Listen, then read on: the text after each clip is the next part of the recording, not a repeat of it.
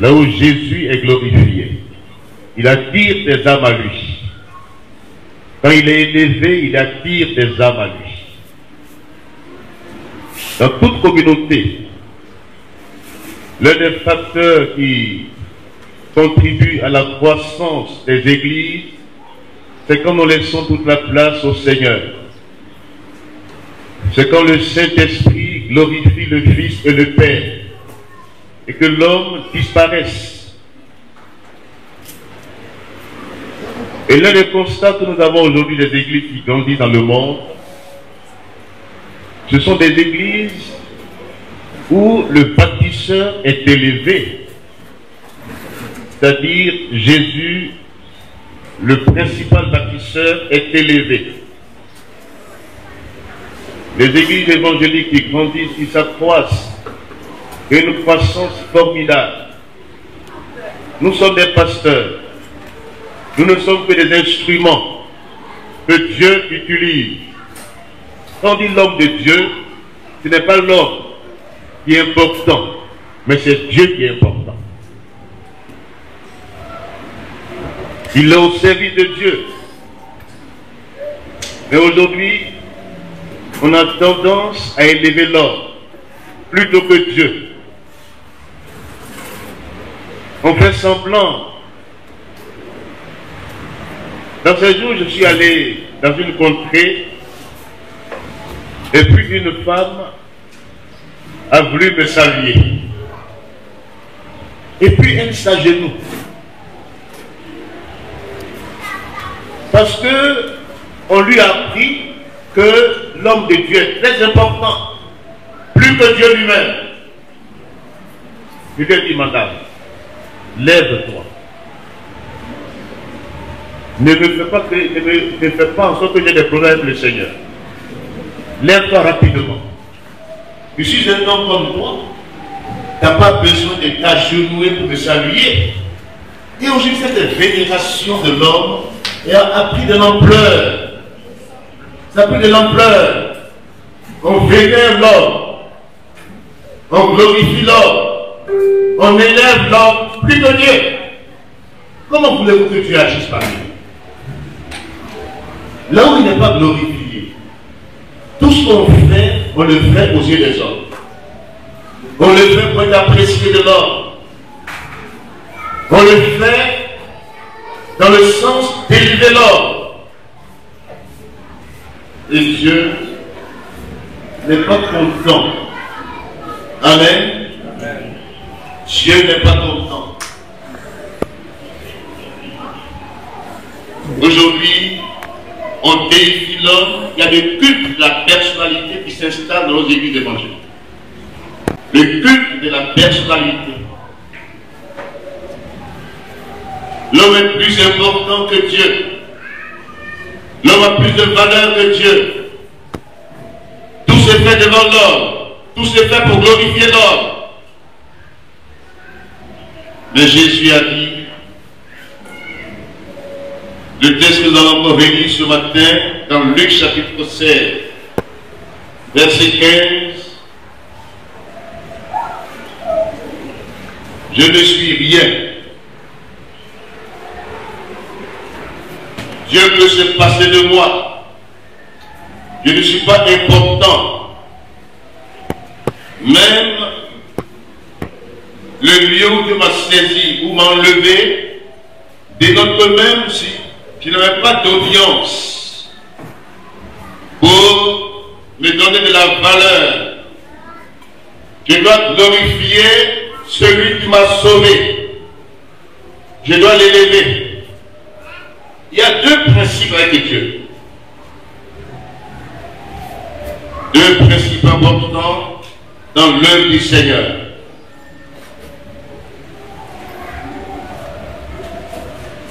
Nous allons lire d'abord ces deux principes.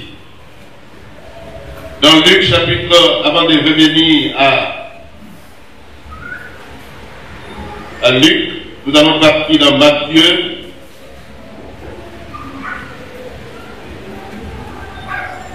Non, restons dans Luc.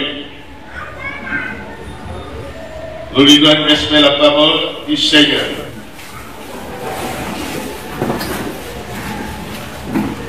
Luc chapitre 18, verset 14. Luc 18, verset 14. La partie B. Quiconque s'élève sera abaissé, et celui qui s'abaisse sera élevé. Amen. Voici les deux principes dans l'œuvre du Seigneur. Quiconque s'élève sera abaissé. Celui qui s'abaisse sera élevé. Revenons au chapitre 16, verset 15. Jésus leur dit: vous cherchez à paraître juste devant les hommes, mais Dieu connaît vos cœurs. Car ce qui est élevé parmi les hommes est une abomination devant Dieu. Amen. Que Dieu bénisse sa parole.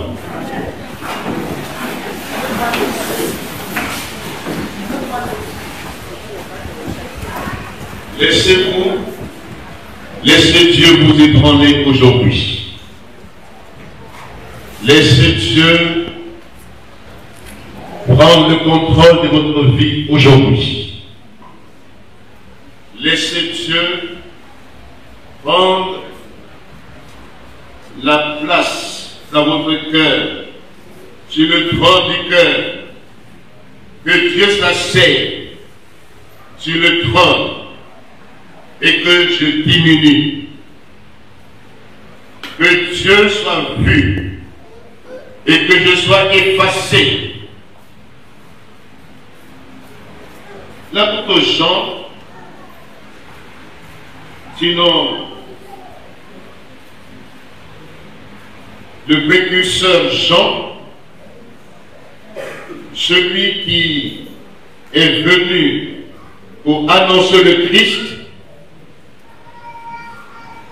a dit ceci dans l'évangile selon Jean. Il a dit: il faut qu'il le croisse. Quand les disciples sont allés le voir, pour dire: mais celui que tu as présenté la dernière fois, mais tous vont vers lui, et il baptise plus de personnes que toi. Ils ont voulu créer une compétition entre Jean et Jésus-Christ.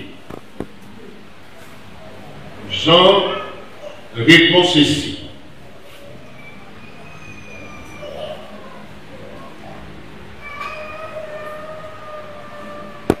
il dit qu'il faut que rien ne marche, il faut qu'il se donne de l'importance. Mais regardez Jean Baptiste, précurseur de l'agneau de Dieu. Regardez sa manière d'intervenir, de répondre aux disciples. Quand ils sont venus lui dire: mais au fait, regarde, il prend de l'importance. Tu es en train de perdre. Tous vont vers lui. Finalement, tu n'auras plus d'importance. Jean répond à ces personnes et leur dit ceci: il faut qu'il croisse et que je diminue. Alléluia. Alléluia.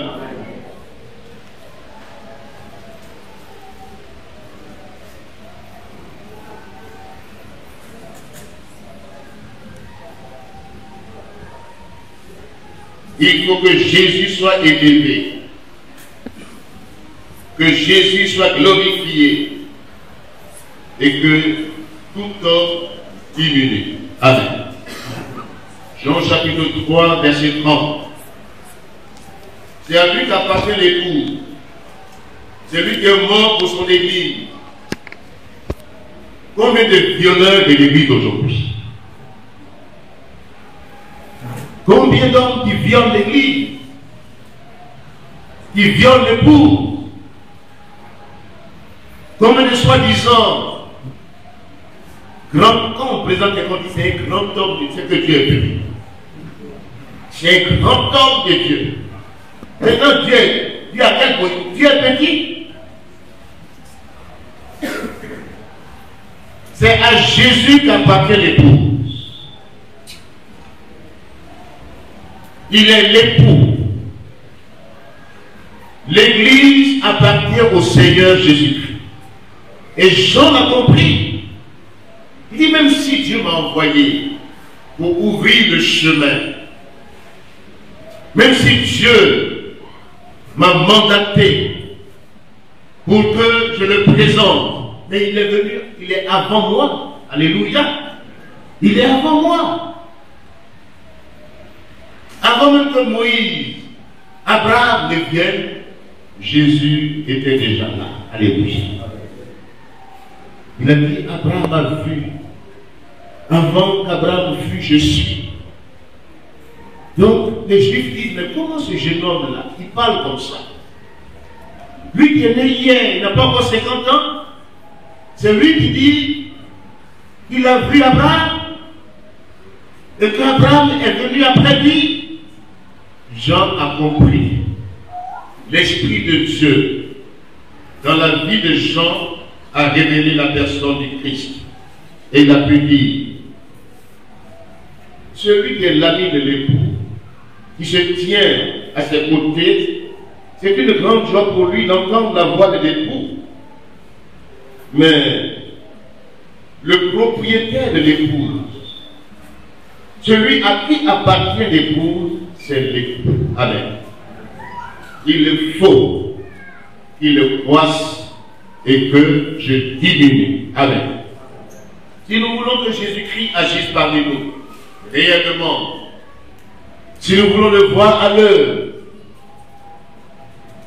personne n'est détenteur d'un don.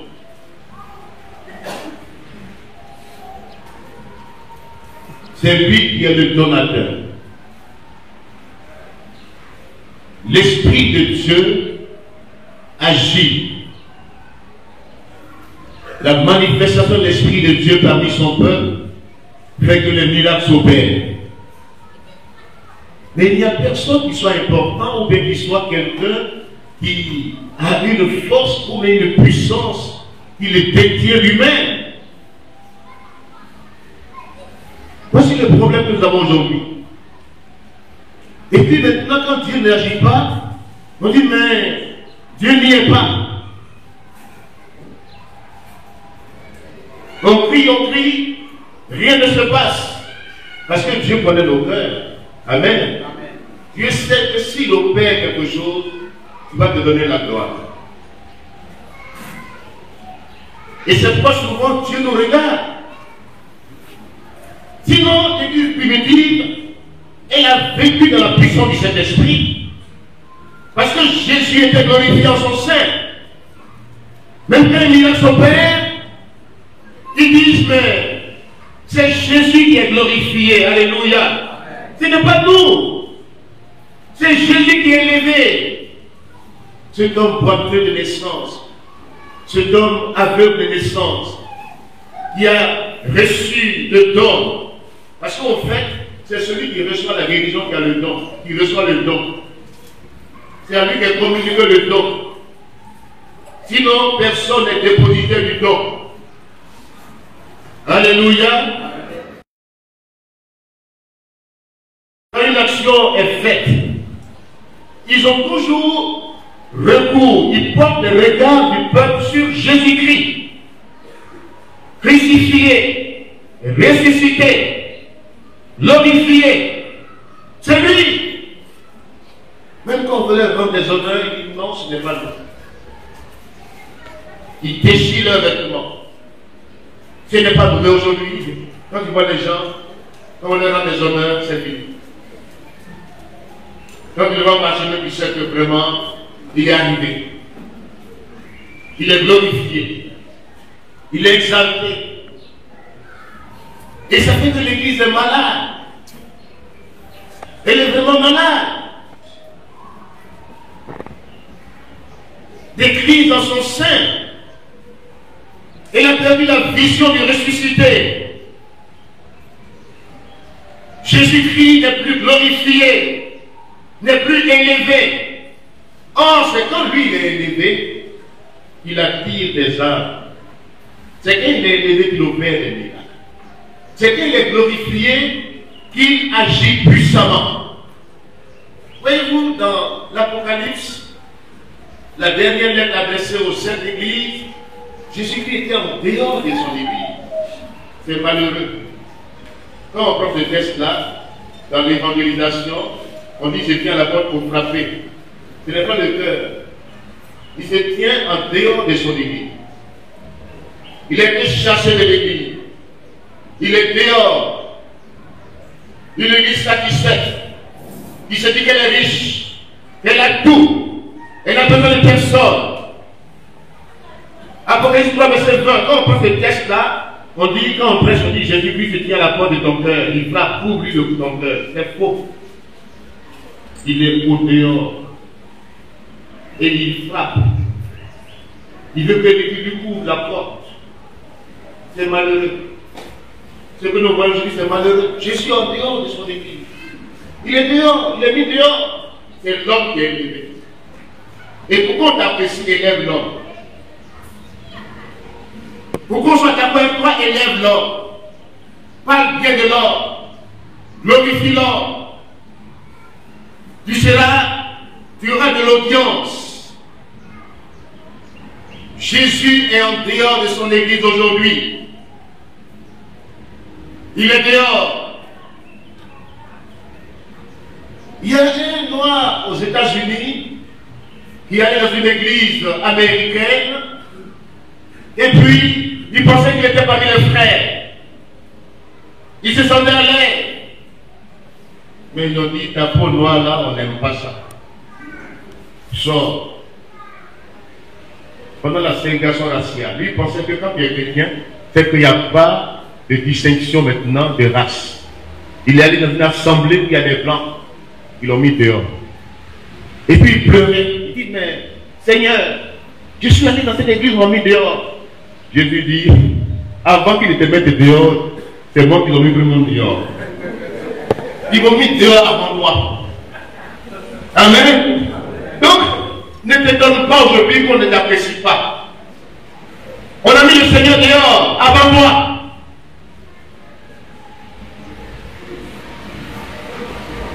On a des systèmes. On a des plans. On met tout dans l'œuvre. Tout un protocole est mis en place pour élever l'homme. Jésus est en dehors de son église. L'église est malade de beaucoup de choses. Et c'est pourquoi Dieu veut ébranler ces choses. Amen. Dieu n'est pas content de son église.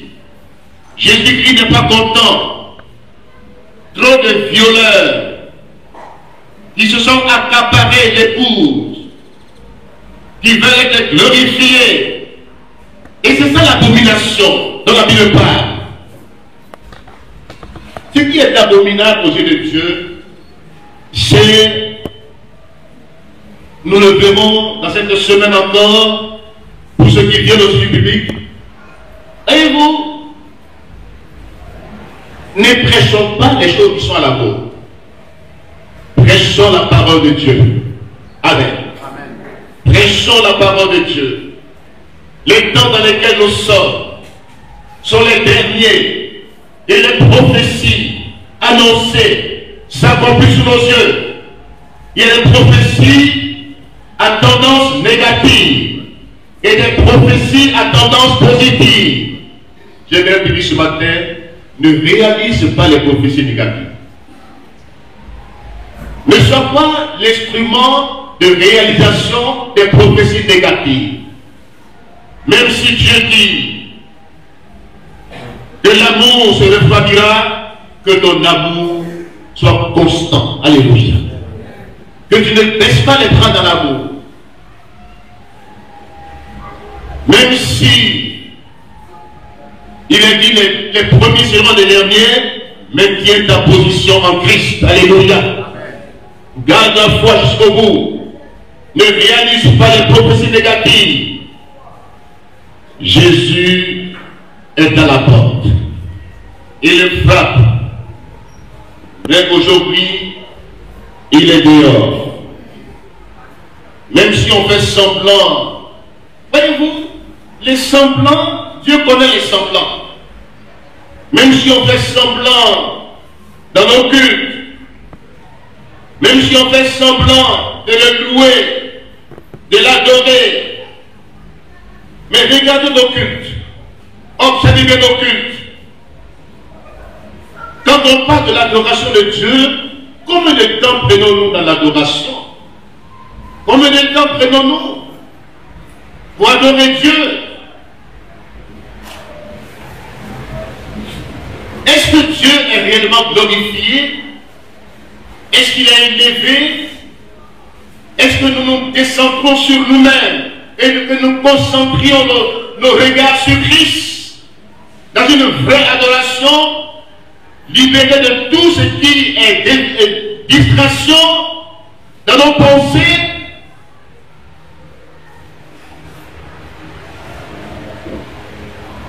Tout ce qui est élevé aux yeux des hommes est une abomination aux yeux de Dieu. Amen. Amen.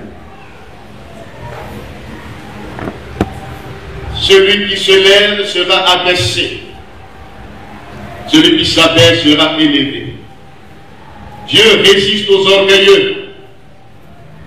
Dieu résiste aux orgueilleux. Mais il fait grâce aux uns. Parce qu'il y a deux principes dans l'œuvre du Seigneur. Et le temps dans lequel nous sommes entrés, je ne suis pas un répétiteur prophétique. Je ne suis pas quelqu'un qui prophétise selon l'esprit du pays. Ma prophétie n'a rien à voir avec la politique. Ça n'a rien à voir. Ce n'est pas un mélange prophétique. Ça ne me dit rien de parler de mon pays dans le sens de l'avenir glorieux. Ça ne m'intéresse même pas. Mais ma prophétie, mon message s'intéresse à la vraie patrie qui nous attend. Ce n'est pas la terre. N'attendons pas les choses meilleures dans ce monde. Les choses qui iront de mal en pire.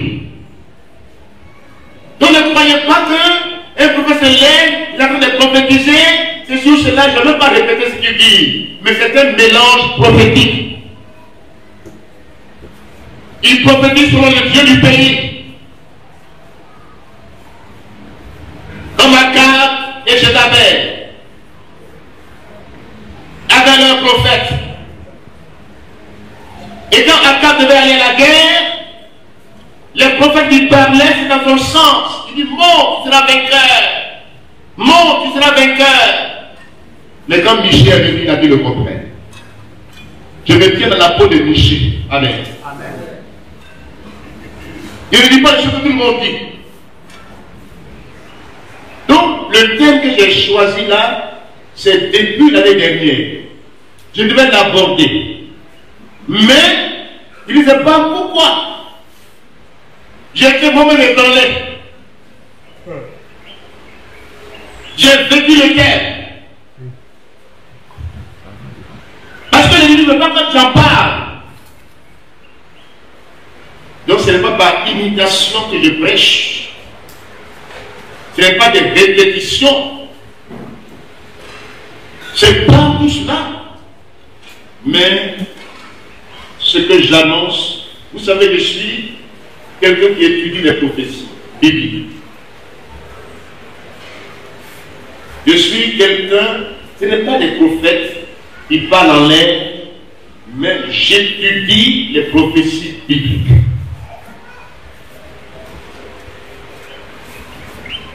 Je ne suis pas un prophète.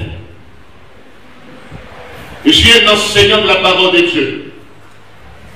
J'étudie les prophéties. Et le message actuel, qui n'est pas prêché assez dans nos églises, c'est le message final que beaucoup ne prêchent plus.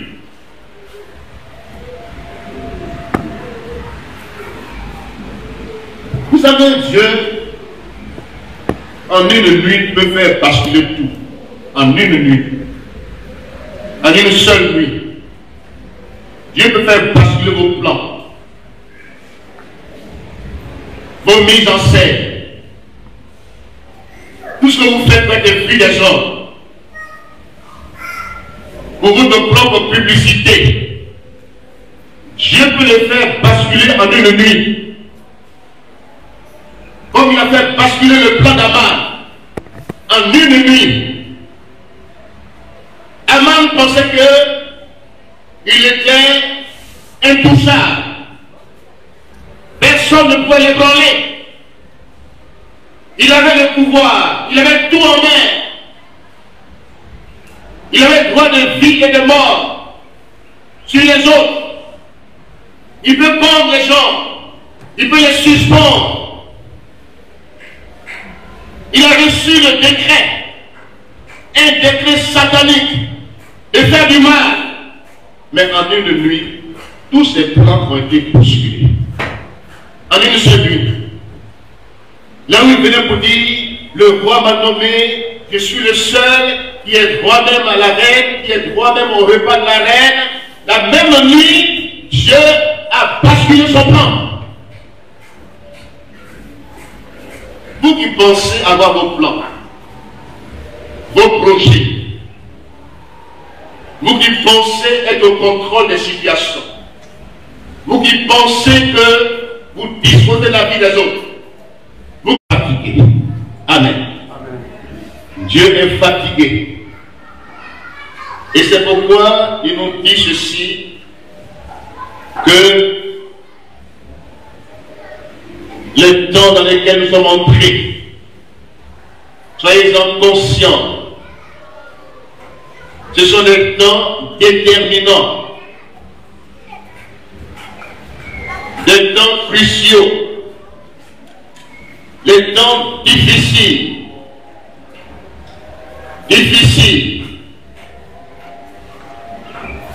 Est-ce que c'est comme ça on mourait avant? Je vous pose la question. Mais aujourd'hui, la mort est d'actualité. Nul n'échappe. Même les funérailles qui étaient un lieu de recueillement, de prise de conscience, sont devenus un lieu de fête. Voyez-vous, on aime les fêtes.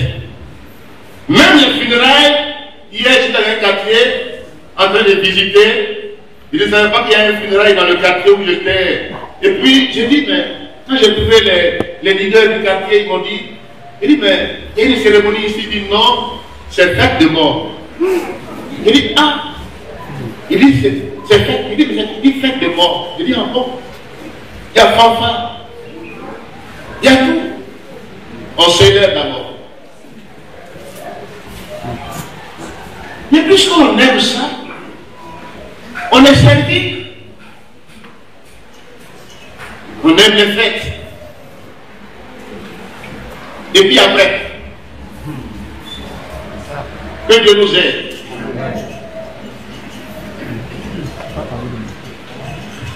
L'apôtre Paul a dit, les derniers temps seront difficiles. Les hommes ne prendront plus conscience. Ils aimeront les amusements, le plaisir plus que Dieu. Des jeux.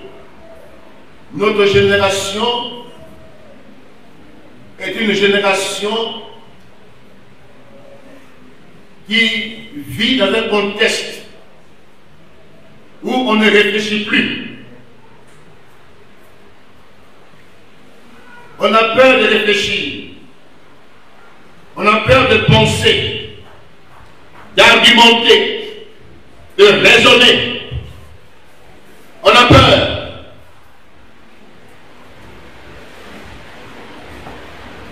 Or, la Bible dit que la génération dans laquelle nous sommes c'est une génération pécheresse et adultère. Marc chapitre 8, verset 38. Marc chapitre 8, verset 38. Quiconque aura honte de moi et de mes paroles au milieu de cette génération adultère et pécheresse. Voici la génération dans laquelle nous sommes aujourd'hui. Une génération qui est attirée vers le mal.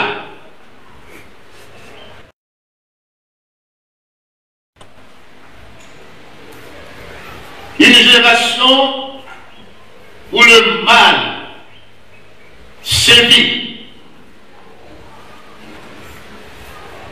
Voici cette génération dans laquelle nous sommes. Le mal est à son paroxysme, à son niveau élevé.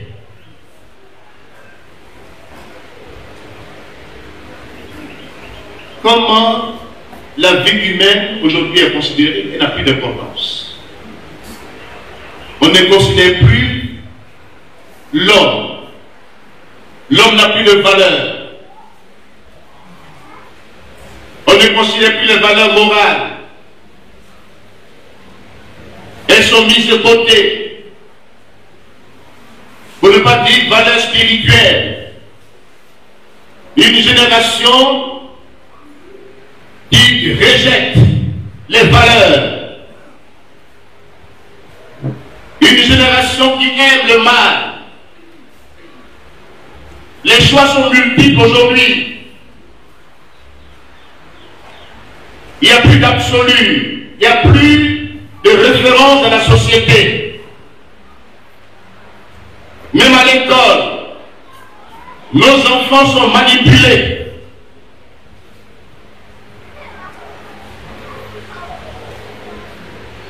Il y a une poste qui passe sur les réseaux sociaux où l'ONU a fait un décret de l'éducation de nos enfants, à enseigner.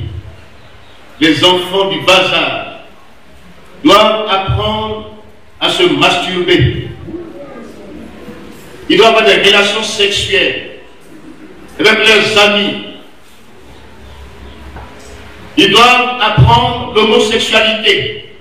Voici les grands organismes du monde, voici ce qu'ils enseignent. Et ils disent ça, c'est un programme qui a commencé dans plusieurs pays. En Hollande. Et ils veulent que cet enseignement passe dans le monde entier, dans toutes nos écoles. Les enfants de 4 à 5 ans. Vraiment, c'est terrible. Regardez comment le mal est à son haut niveau. Et les organisations sur lesquelles nous comptons, l'ONU, l'UNESCO, ces personnalités, c'est eux qui font le tour du monde pour enseigner les choses de contre nature. Parce qu'ils sont puissants, ils ont les moyens, ils dominent le monde, ils négligent Dieu, ils le méprisent, ils se disent qu'ils sont plus forts que Dieu. Mais à Sodome, les gens étaient plus forts. À Gomorrhe, les gens étaient plus forts.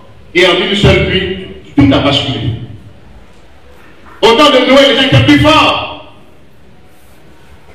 Mais Dieu a basculé, a fait basculer ces choses. Il a ébranlé leur système. Dieu est prêt. Je vous en prie, mes frères et sœurs. Les temps dans lesquels nous sommes entrés sont des temps où la génération actuelle qui a remplacé l'ancienne génération, il y a un remplacement générationnel qui se produit dans la société. Dans nos villages, il n'y a plus de vieillards, ce sont les jeunes. Et les philosophes disent, pour manipuler la jeunesse, pour l'avoir sous contrôle, intéresser les jeunes au sexe. Et vous les aurez sous votre contrôle. Platon comme Lénine. Voici leur philosophie. Et Nietzsche, lui, vient pour dire Dieu est mort. Dans mon conscience que Dieu meurt. Parce qu'il y a une philosophie aujourd'hui qui enseigne dans les écoles. Si Dieu est mort, mais je n'ai de compte à la personne, je fais ce que je veux, quand je veux, où je veux, avec qui je veux. Je suis libre. Ce libertinage n'est pas la vraie liberté. C'est un problème sociétal dans lequel nous sommes engagés aujourd'hui. Et c'est pas l'Église qui doit prendre ses responsabilités. Alléluia. Elle ne doit pas être, se laisser dans un mélange, dans une imitation des méthodes. Elle doit garder les principes bibliques. Alléluia. Elle doit demeurer sel et lumière de la terre. Elle ne doit pas perdre sa saveur. Dans un monde enténébré, que l'Église brille comme des flammes. Alléluia. Alléluia. Notre génération fait fi des valeurs. Elle rejette les valeurs. Elle rejette Dieu. Il y a plusieurs choix éthiques.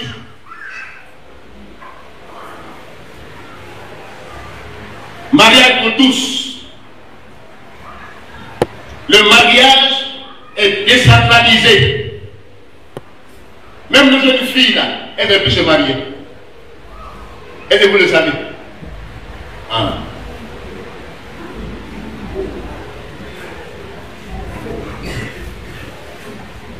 Elles ne veulent plus se marier. Parce que le mariage est contrainte. Elles ne peuvent être sous contrainte d'une belle-mère. Quand elle voit un jeune homme, elle demande si ta maman vit. Si elle vit, ce n'est pas la peine. Je passe sur le contrat d'une belle-mère. Elle ne veut plus se marier. Elle veut seulement le plaisir. Pas les contraintes. Et ça fait attendre les divorces. On ne respecte pas Dieu dans ce qu'il a institué. Le mariage est sacré aux yeux de Dieu. Mais aujourd'hui, on bafoue le mariage. Les unions libres se multiplient. Être avec quelqu'un sans obligation. On fait des enfants sans couverture sociale. On peut le quitter à tout moment.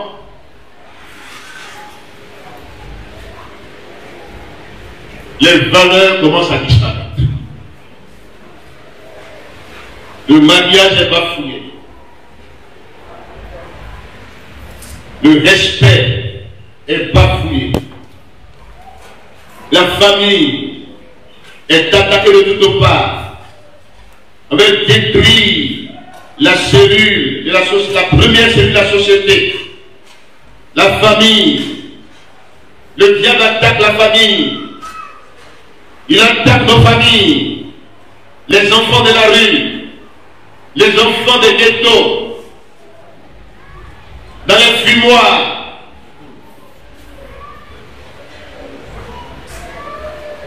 En notre temps, c'était difficile de rencontrer les jeunes filles dans le fumoir. Mais aujourd'hui, c'est elles qui sont devant. Est-ce que vous savez ça? Je ne fais plus de tout là-bas. Mais le constat, voyez-vous les jeunes filles, vous les voyez en train de marcher comme ça, elles grandissent, elles viennent d'un fumoir. Et de fumer, mais je suis belle. Est-ce qu'il y a une espérance de vie? Est-ce qu'elle peut entrer dans un foyer? En venant même ce matin, j'avais rencontré. Comme ça. Et puis on l'attrape. Voici une femme. Droguée. On l'attrape. Elle prend une palmier. Elle revient. Elle a quel contrôle sur elle-même? On peut l'amener, faire ce qu'on veut d'elle. Elle n'a pas la notion du mariage en elle. De laisser aller. Notre temps est un temps où le mal est à son haut niveau. Amen. Nous vivons dans une génération qui rejette les valeurs, qui rejette Dieu.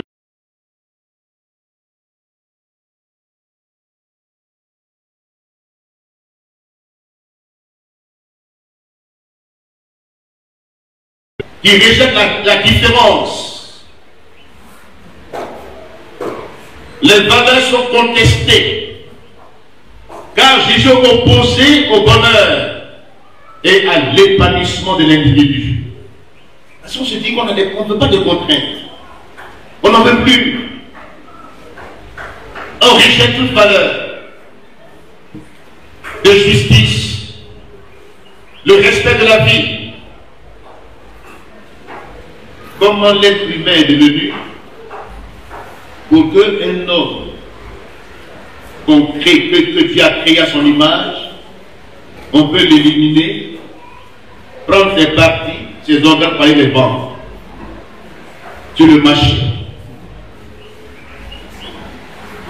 Les organes de bébé.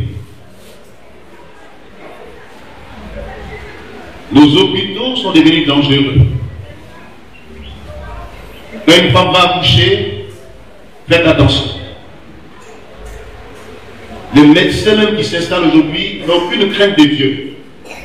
Même les sages-femmes. Pas celles qui étaient dans la Bible. Pharaon veut qu'on tue les enfants. Elles ont dit non à Pharaon. Alléluia. Elles craignaient Dieu. Mais aujourd'hui, à cause de l'argent, ça rapporte. Dieu donne les statistiques. On vend un rein, on vend les organes là à des milliers de dollars.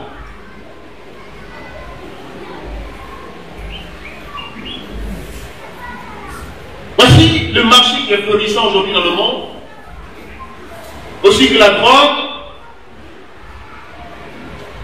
Et voici le monde actuel, la vie humaine n'a plus de valeur, on détruit la jeunesse par la drogue.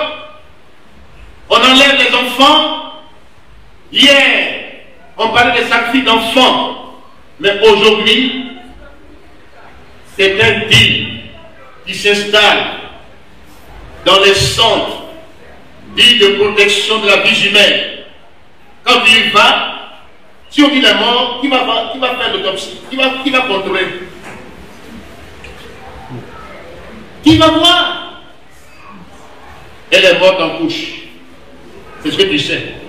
Mais je ne sais pas qu'est-ce qui s'est passé. C'est un col qui passe.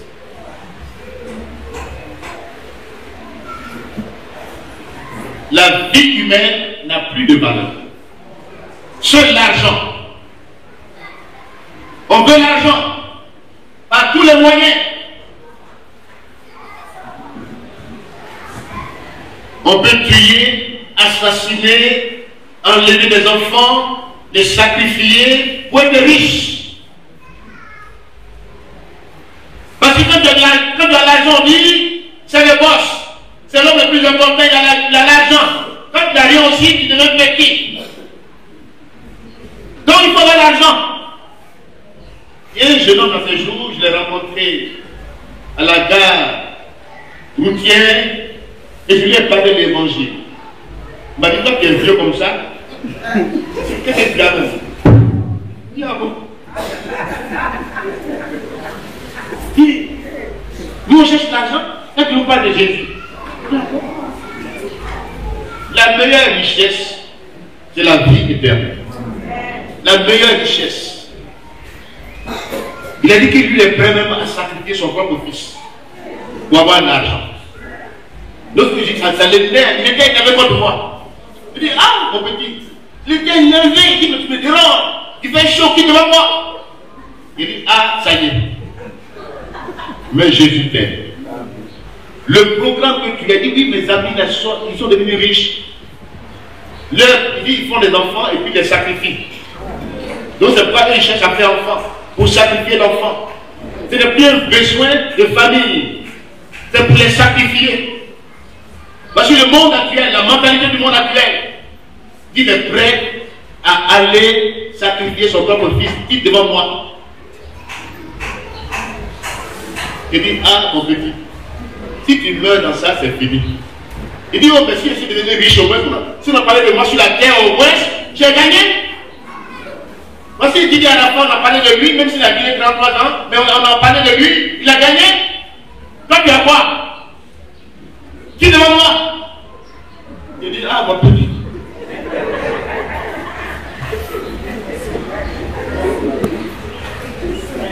Comme leurs œuvres sont mauvaises, ils ont peur de la lumière. Ils ont peur d'être visibles à la lumière. Or, Jésus est la lumière du monde. Alléluia. Et quand vous appelez les gens à Christ, puisque les œuvres sont mauvaises, ils ont peur de la lumière. Pour que les gens soient découverts. Ils ne veulent pas être découverts. Ils veulent rester cachés. Pensant que ce qu'ils font restera caché.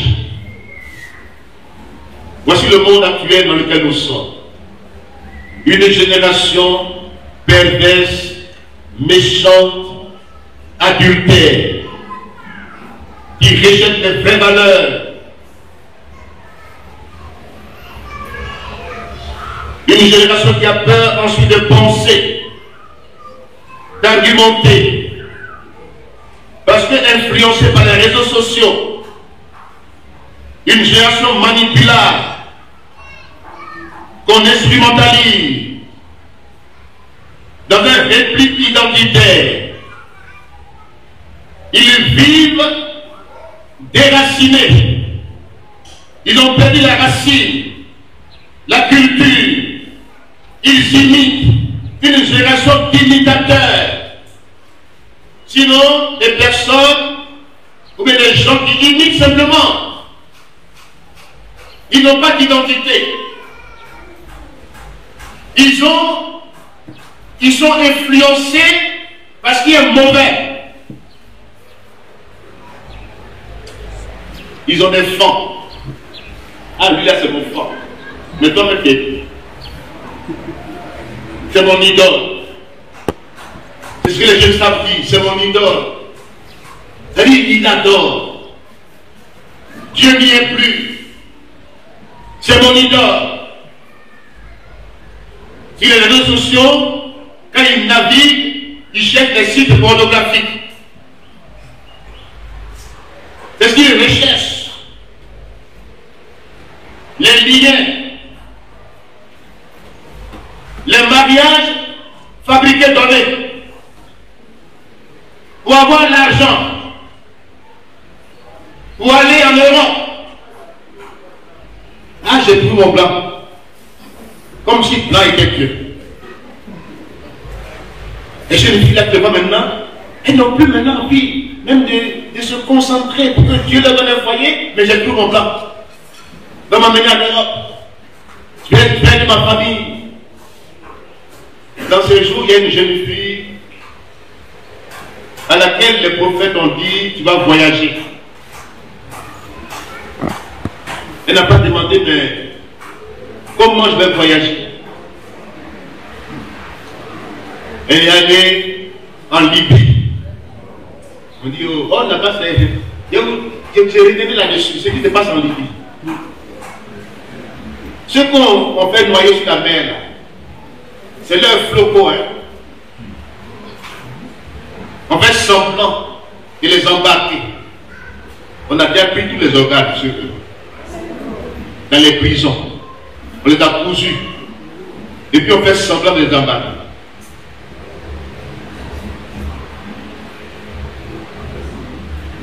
Et même ceux qui ont la chance d'être encore vivants, on fait exprès pour les noyer. La jeune fille ivoirienne qui est allée en Europe pour sauver sa famille. Ce qui est lamentable, c'est que son papa est pasteur. Il a dit, ma fille va aller en Europe pour nous aider. Comme si Dieu, je ne le sais pas par la foi. Et ma fille, je la laisse aller sur la mer. Et dans ce jour, il est malheureux. Elle est morte en mer. Et quand il parle, c'est avec regret il parle. Comment nous poussons nos enfants? Seulement pour les choses matérielles. On veut qu'ils réussissent la terre par tous les moyens. Elle va en Europe, comment elle va vivre là-bas? On ne vous dit pas ce que les gens font là-bas. Et celui-ci est parti, j'ai entendu, j'ai eu l'écho, il a réussi là-bas, il envoie l'argent à ses parents, mais je ne sais pas qu'est-ce qu'il fait là-bas et puis il envoie l'argent à ses parents. Il ne sait pas qu'est-ce qu'il fait. Il y a des procédés qui utilisent les jeunes filles dans la prostitution pour avoir de l'argent en Europe. Il y a des gens qui ont fait des choses terribles. On ne peut pas tout dire sur la chair. Ils ont perdu leur dignité. Vaut mieux le peu que tu as avec la crainte de Dieu que des richesses de la souffrance.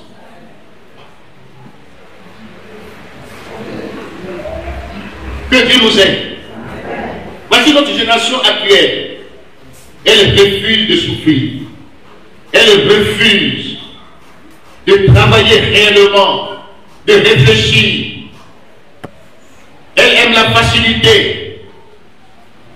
Et elle devient manipulable. Et le diable la détruit. Et c'est quoi le psalmiste appelle au secours? Quand vous dites le psaume 12, le psalmiste appelle au secours. Il dit, oh Dieu, viens à notre secours. Les hommes pieux s'en vont. Une génération s'en va et une autre la remplace. La génération qui était sage. Nos parents étaient sages. Nous qui les suivons aussi. Nous avons appris à leur école. Mais aujourd'hui, nos enfants,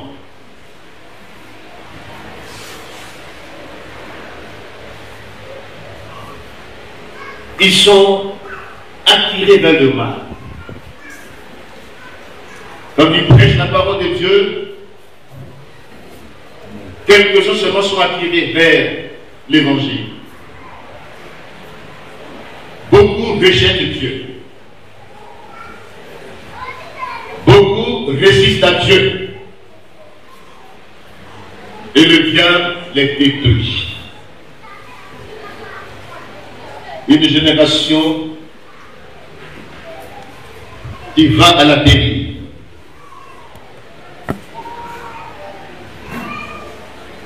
Une génération qui aime le conformisme, le suivisme.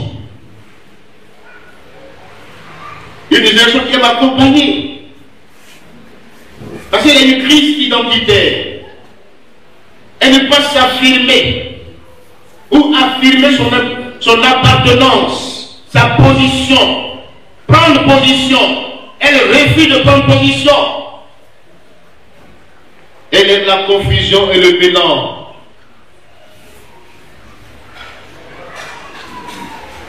Elle devient des caisses, des résonances, que ce soit en politique, dans tous les domaines. On fait miroiter la jeunesse, un faux avenir, une fausse espérance. Elle refuse de travailler, elle refuse de te prendre en charge, elle refuse d'être responsable, elle se laisse aller, elle se conforme. Et puisque les hommes savent que les jeunes gens aujourd'hui ont perdu le sens réel de la vie, le psalmiste dit Seigneur, viens à notre secours. On se dit de fausseté, on aime le mensonge, l'hypocrisie, les semblants de vie. C'est notre propre, c'est le peuple de la société agréable. Si tu es menteur, tu es écouté. Si tu trompes les gens, tu payes une grosse mallette, tu vas au plateau, tu as une grosse mallette. tu portes une veste, tu dis j'ai une société ici, j'ai recruté des jeunes, ils vont te suivre. Tout de suite. Il te donne une mallette. Viens saper. Va au plateau. Même si dans la mallette il y a banane, brésil ou arachide, mais vas-y quand même. Tu vas recruter pour ta société.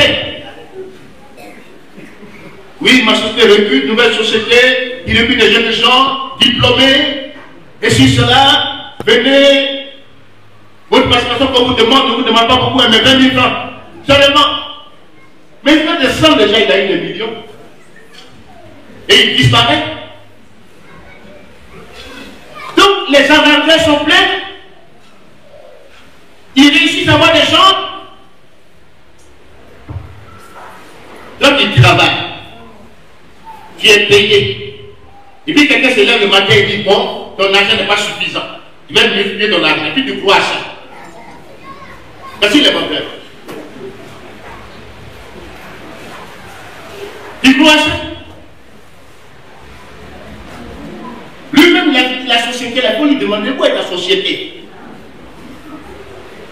Parce qu'il a porté veste. Au plateau là, quand il est midi là, allez voir où les gens des jardins publics là, ils ouvrent mallette, c'est bananes brisées qui sortent. C'est arraché. Vous n'avez pas dit malheur brisé. Il a menti aux gens. Notre jeunesse n'a plus de culture. Elle ne veut plus les choses difficiles, elle veut la facilité. Elle ne peut pas prendre ses responsabilités. Elle aime des bons discours. Quelqu'un vient, vous parle, on acclame. On ne sait pas qu'est-ce qu'il a dit, d'abord le fondement même. On l'acclame, on croit ce qu'il dit. Voyez-vous, souvent, les gens manigancent leur plan. Il dit alors on va les avoir. Puisqu'ils aiment qu'on leur montre, montrons la beauté des choses, nos projets, des choses irréalisables. Et il vous présente cela. Et il dit maintenant cotisez. Mais vous ne demandez pas. Vraiment, les blancs sont sages. Quand tu vas leur demander l'argent, ils disent bon, montre d'abord que tu vas faire quelque chose. C'est quand tu as commencé, on t'a vu qu'on t'aide. Il n'a rien fait. Sur le papier, il a travaillé. Et puis il vient te présenter, tu crois à ça. Voici notre temps actuel. Les menteurs, les arnaqueurs ont de l'audience. Et quand tu dis les choses telles qu'elles sont, dit non, lui là, pour lui là, ce n'est pas bon. Ce qu'il dit là vraiment. Or, il te parle pour que tu prennes des responsabilités. Jésus n'a pas dit d'avoir des suiveurs dans l'église. Des gens qui suivent comme ça? Non. Mais les brebis ne sont pas des moutons.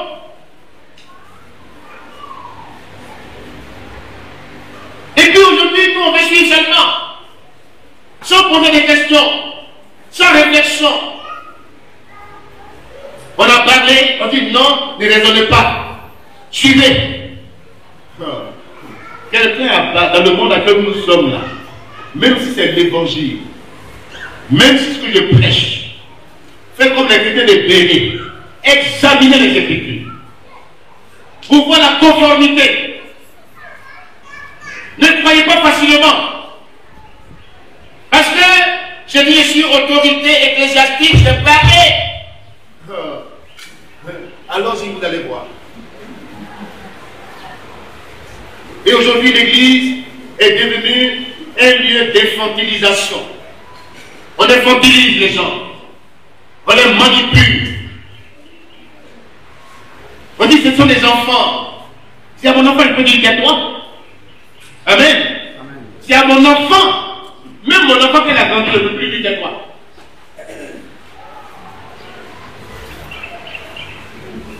Voici la génération actuelle. Ils n'osent pas dire les choses telles qu'elles sont. Ils ne prennent plus position. Ils suivent seulement. Et qui va la dérive. Une génération qui est manipulable. Une génération qui se laisse aller. Vous savez pourquoi? Elle ne croit pas au futur. Elle n'a pas d'espérance. Donc en même temps, voici le langage, en même temps, c'est mieux. Son histoire ne considère pas le passé. Les expériences faites dans le passé, elle ne considère pas le passé, ni le futur. Elle dit maintenant. Elle désire qu'on accomplit de manière pressante et de manière instantanée, crée la dépendance. Amen. Amen. Les jeunes gens ne peuvent plus attendre. Ils sont plus patients. En même temps, une jeune fille ne connaît pas l'homme qui est devant toi. En même temps, parce que tu ne penses pas de l'avenir. Voici le contexte, sinon le concept de notre génération. Elle ne croit plus au futur, on dit nos futurs. Elle ne croit plus au futur. Elle ne considère pas le passé. Elle ne considère pas ce qui adviendra. Elle se lance. Elle veut des choses instantanées. Une génération qui veut les choses qui se font de manière automatique. En même temps,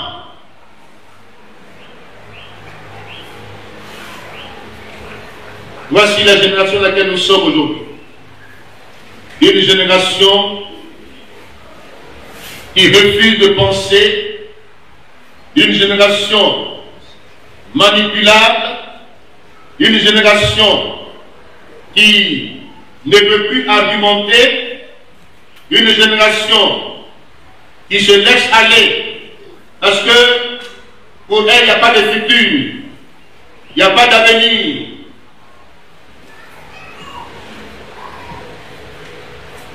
Une génération de consommation et de surconsommation. Elle consomme.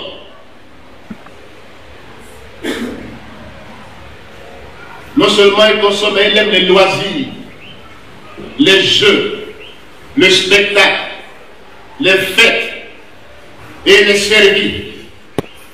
Elle est servie. C'est ce qu'elle aime. Donc elle est servie. Elle aime les choses apparentes, bruyantes. Elle aime faire beaucoup de bruit. Elle est servie par le bruit. Elle est servie par le spectacle, par la mise en scène. Elle est servie. Elle est servie aussi parce qu'elle aime la consommation et la surconsommation. Acheter, vendre, racheter. Allez dans les supermarchés et voir. Même les dimanches, c'est bourré. On aime acheter. On achète seulement. C'est un loisir d'acheter. C'est un plaisir d'acheter. Notre génération aime consommer. Elle aime manger, boire.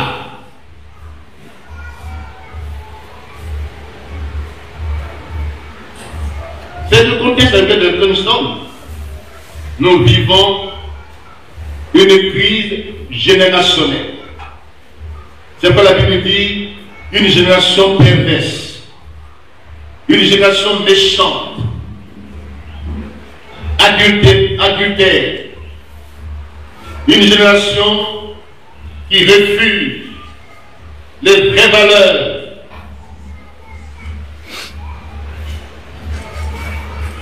Voici notre génération. Et dans ce contexte dans lequel nous sommes, les méchants circulent, les méchants se promènent, les méchants sévissent. Même les méchants, ce qui nous étonne souvent, c'est qu'ils ont la capacité d'inventer, de créer. Ils ont la créativité en eux pour séduire. Quand ils ont le dos au mur, on est tombé de leur créativité spontanée. Ils inventent quelque chose pour vous distraire. Pourtant, ils sont méchants. C'est comme des enfants, un enfant comme ça, qui est en train de passer, c'est qu'il aime. Lui donner un bonbon, il est content.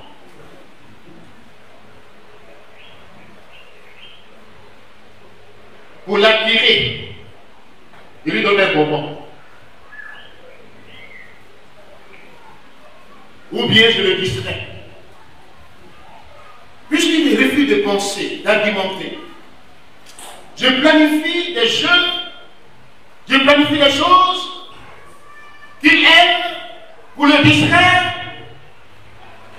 pour éviter d'aborder les vrais besoins.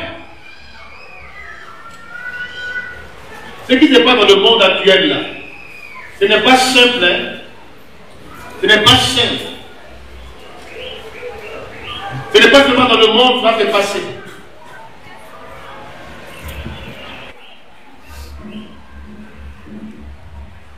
Il y a un leader qui fêtait sa victoire.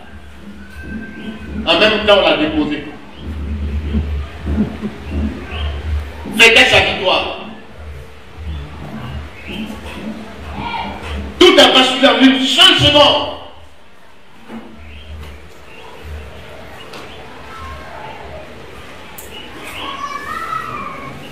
Mascarade, tripatouillage, c'est le propre de ceux qui pensent avoir tout dans leurs mains,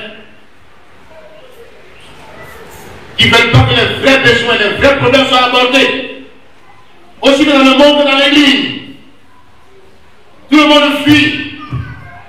On fait tout pour distraire le peuple. Mais, je vais te dire ce matin, tu n'es pas un enfant. Amen. Tu n'es pas un enfant. Pourquoi on dirige ta conscience? Vous savez, les méchants, ceux qui veulent diriger les consciences, quand ils n'arrivent pas à diriger ta conscience, ils te livrent à la vérité populaire. Parce qu'ils n'arrivent pas à diriger ta conscience. Ils te livrent. Parce qu'ils savent que tu n'es pas manipulable. Ne vous conformez pas au siècle présent. Amen. Soyez anticonformistes. Ne soyez pas des suiveurs. Soyez des disciples. Et le disciple, qui va vous le mettre. Tous ceux qui veulent être disciples seront persécutés. Amen. Qu'est-ce que vous choisissez? Vous choisissez qu'on vous adule, qu'on parle bien de vous, qu'on vous apprécie, que Dieu vous déprécie. Une génération qui désobéit à Dieu. Voici la finalité. Elle veut qu'on lui obéisse, mais elle désobéit à Dieu. Une génération où l'obéissance n'a plus sa place. Les apôtres ont dit, jugez vous-même s'il est juste devant Dieu de vous obéir plutôt qu'à Dieu. Amen. Actes chapitre 4, verset 19. Actes chapitre 5, verset 29. L'église primitive avait une position claire, déterminée. Elle ne mélangeait pas les choses. Des gens désobéissent à Dieu. Comme Saül. Il a désobéi à Dieu. Et puis il veut. Et il a dit, quand tu désobéis à Dieu, tu deviens méchant. Ce sont les preuves de ta désobéissance à Dieu. Tu deviens méchant. Tu fais le mal. Tu ne prends pas conscience de ce que tu fais. Ça, il était devenu un assassin, un tueur, des sacrificateurs. Ça ne dit rien. Il avait des alliés, tels que Doeg, le méchant, Nabal, l'irreconnaissant. Il l'utilisait pour tuer les gens. J'aimerais vous dire, les vrais rebelles sont les désobéissants à Dieu. Amen. Amen. Les vrais rebelles sont ceux qui désobéissent à Dieu. Vous m'avez dit ce matin? Quelqu'un désobéit à Dieu, il résiste à Dieu. Il défie Dieu.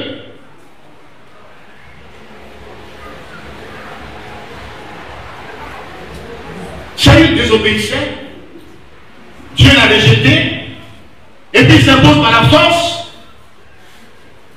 Il persécute celui qui ne fait pas allégeance. Il le poursuit, comme un homme poursuit un Mardochée. Mais Mardochée est un disciple. Alléluia. Mardochée est un disciple. Dans le temps où nous sommes là, si vous n'êtes pas disciple et que vous êtes des suivistes, mais vous allez à la dérive. Dieu veut des disciples aujourd'hui. Alléluia. Soyez des disciples. Si quelqu'un désobéit à Dieu,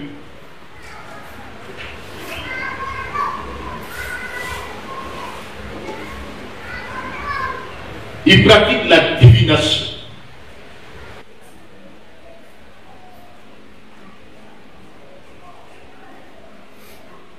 Il combat Dieu. Même s'il a une position honorifique, Saül refuse de se repentir de ses péchés. Il dit à Samuel, honore-moi. Et il a des plans de succession.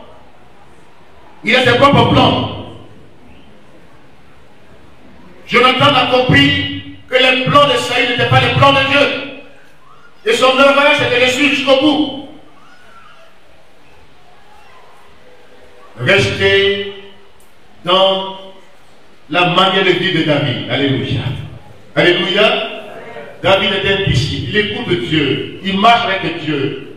Il est l'homme selon le cœur de Dieu. Il sait s'humilier à temps. Quitter un péché à temps.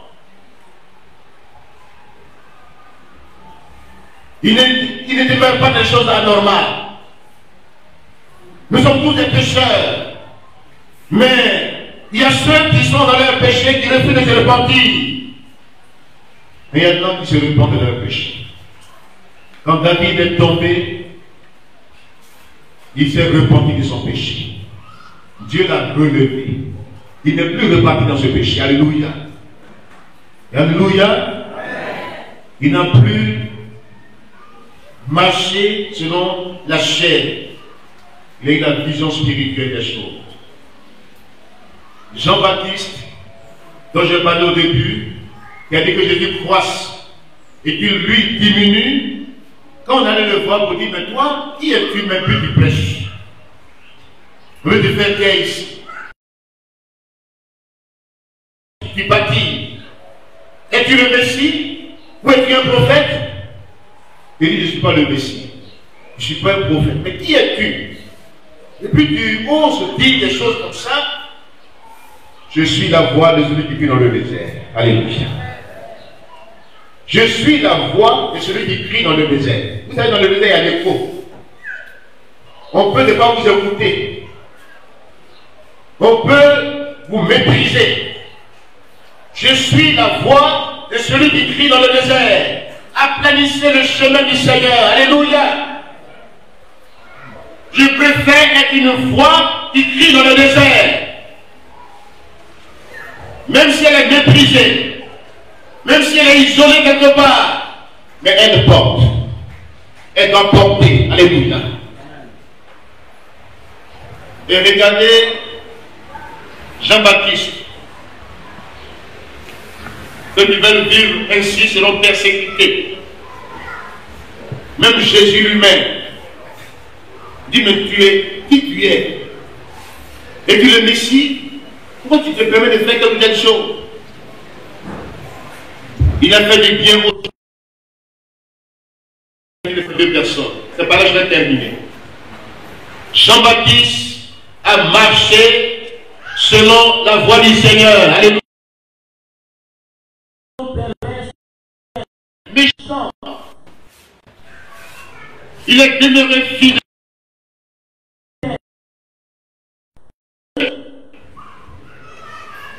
Il a été persécuté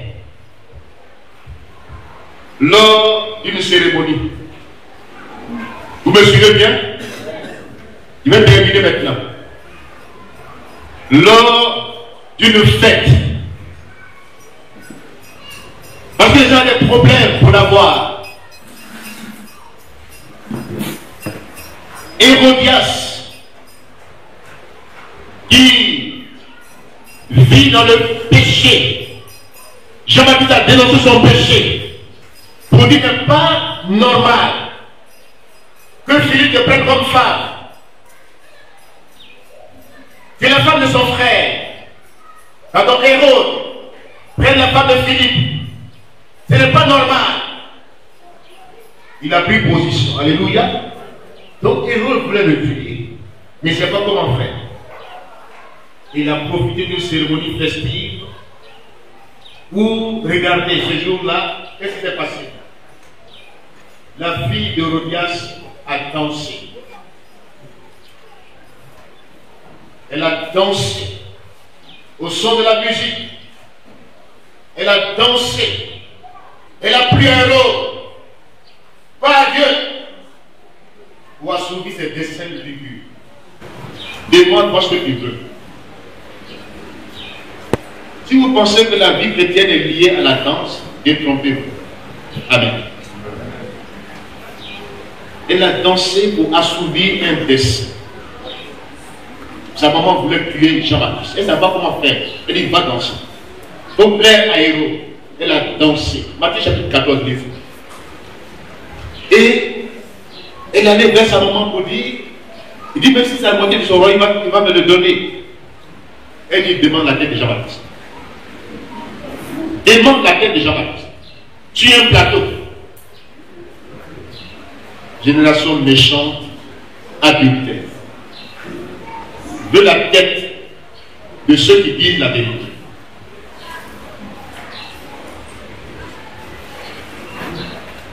On allait décapiter Jean dans sa prison et on a porté sa tête fière. Ça servit à quoi? À honorer un homme. À faire la publicité de l'homme. Quand Jésus est apparu, il a pensé que Jean-Baptiste est ressuscité. Il dit, ce Jésus-là, ce n'est pas Jean-Baptiste. Quand tu tues quelqu'un, ta conscience n'est pas tranquille. Tu es troublé. Jésus a été poursuivi, lui aussi, jusqu'au bout, mais il est le sauveur du monde. Alléluia. L'apôtre Paul a été poursuivi jusqu'au bout, mais Paul est demeuré un disciple de Christ jusqu'au bout. Dans ces temps qui sont des temps difficiles où les gens veulent suivre, même si c'est faux, ils suivent quand même si ce n'est pas selon Dieu, ils le suivent pour être appréciés ou élever les hommes.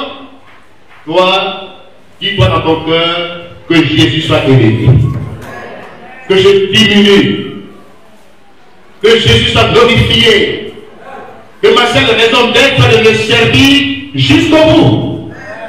Que Dieu bénisse sa parole.